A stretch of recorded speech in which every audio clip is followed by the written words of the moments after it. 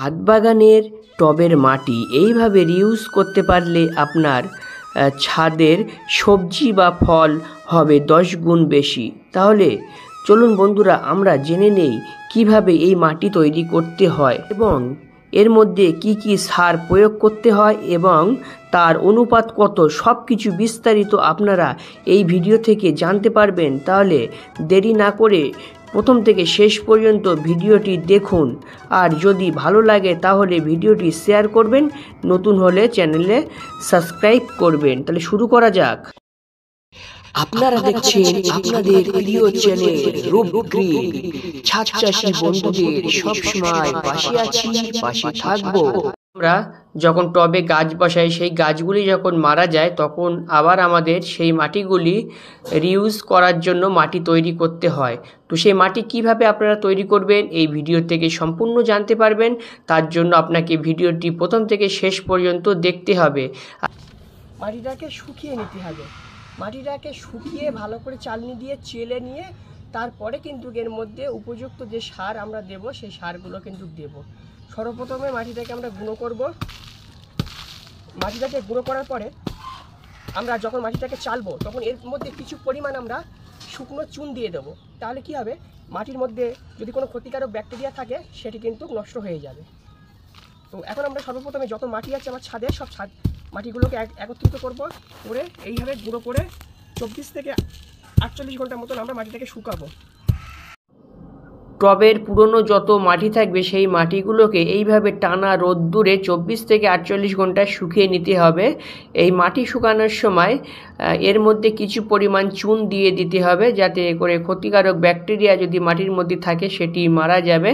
তো এইভাবে আমরা মাটিটাকে শুকিয়ে নেব। এখন মাটি রোদ্দুরের শুকানোর পরে আরেকটি কাজ আমাদের করতে হবে, যেগুলির মধ্যে আমরা গাছ বসিয়েছিলাম সেটা টবও হতে পারে, এরকম ক্যারেটও হতে পারে। এগুলি ভালো করে পানি দিয়ে ধুয়ে পরিষ্কার করে নিয়ে আবারও রোদ্দুরে এগুলি আমরা একটু।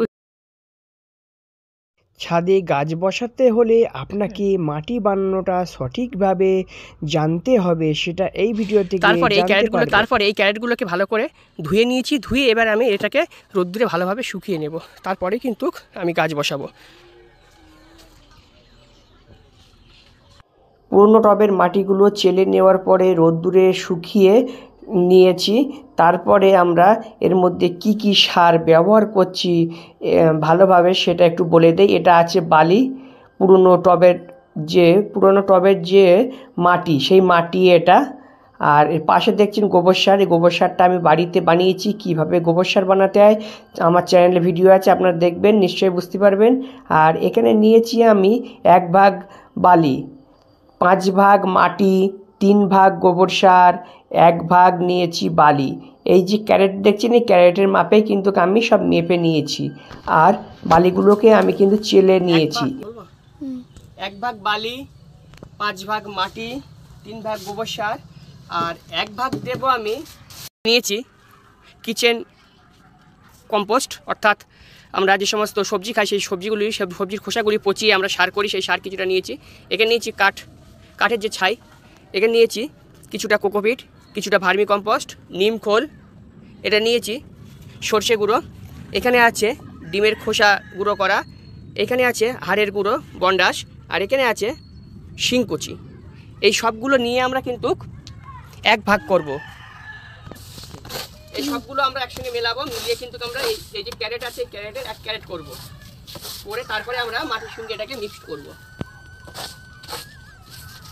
এই মাটির মধ্যে কি কি সার দিয়েছি সেগুলি আমার ভিডিও ডেসক্রিপশনে লেখা থাকবে, দয়া করে আপনারা একটু সেখান থেকে দেখে নেবেন। চ্যানেল নতুন হলে চ্যানেলটি সাবস্ক্রাইব করবেন, পাশে থাকা বেল আইকনটি বাজিয়ে অল নোটিফিকেশন অন করে দেবেন। আমরা সব রকম মিক্সিং সার রেখেছিলাম সেইগুলো এখন দিয়ে দেবো এর মধ্যে।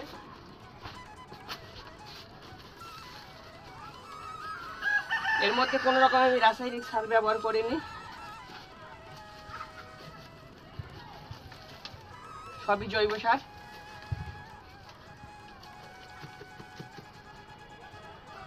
এইবারে কি করব, এটাকে ভালো করে মিক্স করে এর মধ্যে একটু পানি দেব। পানি দিয়ে এটা বস্তায় অথবা ড্রামে আমরা 10 থেকে 15 দিন রেখে দেবো। তারপরে কিন্তু এর মধ্যে আমরা টবের গাছ বসাবো। তখন আমরা এটাকে ভালো করে মিক্স করে নেব।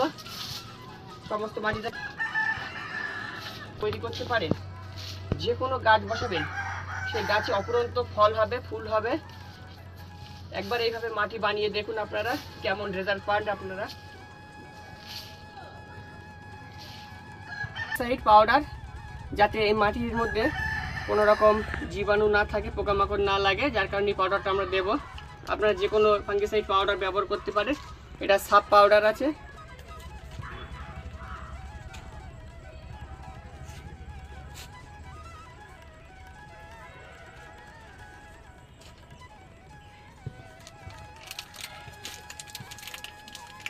এই মাটিটা খুব ভালোভাবে মিক্স করতে হবে। যে সারগুলি দিয়েছি সেই সারগুলি যেন মাটির সমস্ত জায়গায় সুন্দরভাবে মিক্সিং হয়ে যায়।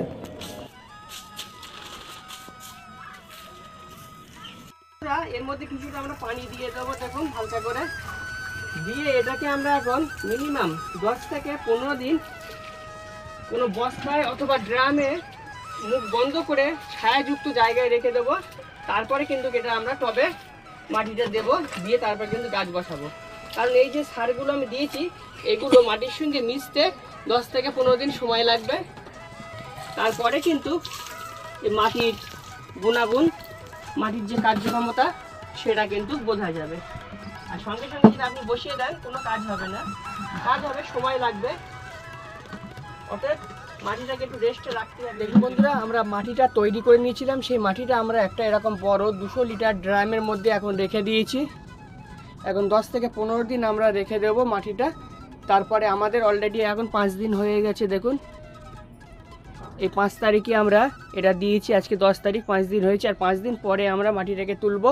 মাটিটাকে তুলে আমরা যে গাছ বসাবো যে টবে, সেই টবের মধ্যে মাটিগুলো দিয়ে দেবো। তারপরে কিন্তু আমরা গাছ বসানো শুরু করব। তো আপনাদের কাছে যদি এরকম ড্রাম থাকে খুবই ভালো, আর তার যদি না থাকে তাহলে আপনারা বস্তার মধ্যে মুখ বেঁধে রাখতে পারেন। যেমন আমি এইখানে বস্তার মধ্যেও কিন্তু দেখুন বস্তার মুখ বেঁধে কিন্তু এই মাটিগুলো সব রেখে দিয়েছি।